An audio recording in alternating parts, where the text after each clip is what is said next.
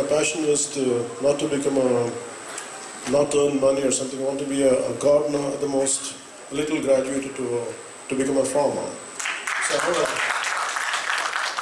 have a deep respect and deep passion for farming and a lot of reverence for nature. So that's what makes me really to understand the pain and agony of our farmers. But there are a lot of issues are there to address because in one, really a lot of research has to be done why they're dying.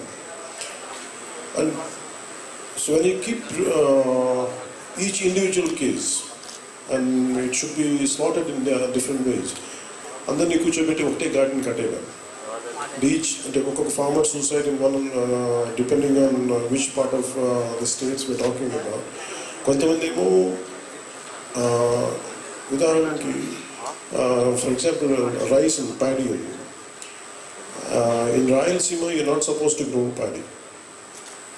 But if you try to cultivate rice there, it needs a lot of water. Rayalaseema is being a dry area.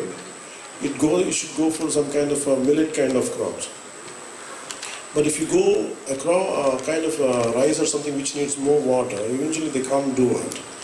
And they invest a lot trying to provide a lot of water in the process. They lose a lot of money. They try to raise a lot of loans which they could not get back the returns. And eventually that really diminishes their hope, and that makes them hopeless. That creates a lot of hopelessness in their life, and eventually that makes them to commit suicide.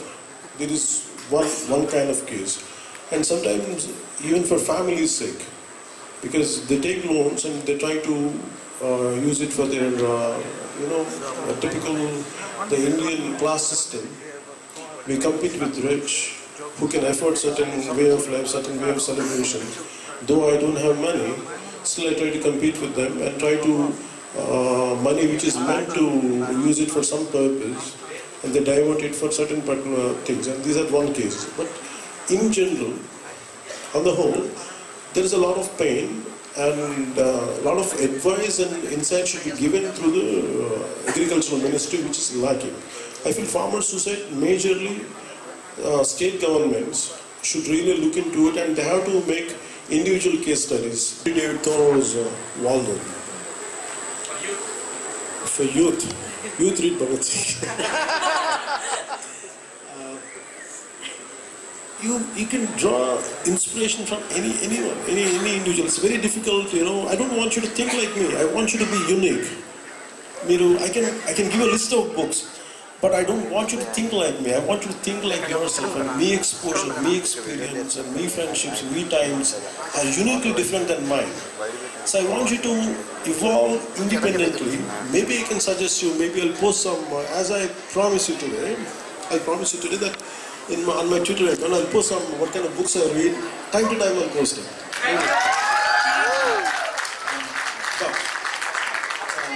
They are just a hint. Don't go by it. I want you to evolve on your own. They are just like what I read. It's like a kind of sharing, but don't take them too seriously, because my life and my exposure is entirely different than yours. I mean, I prefer to start like that. This session. Yeah.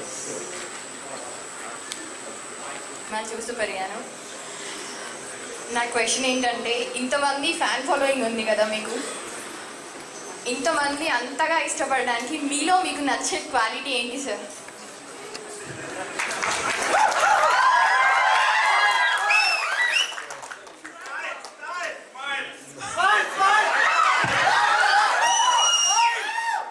నాలో నాకు నచ్చే quality అంటే ఏముండదు. ఏంటంటే నాకు భయం లేకుండా బతికడం ఇష్టం. తప్పులో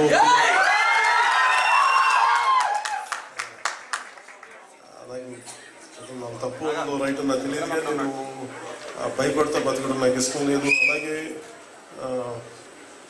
నాకు అనిపించేది ఎప్పుడు నా కాన్స్టెంట్ అంటే ఎప్పుడు లెర్నింగ్ ప్రాసెస్, ఎప్పుడు స్టూడెంట్ లాగే ఫీల్ అవుతాను, ఎప్పుడు నేర్చుకుంటానే ఉంటాను. These are the two qualities which I feel identify more with myself.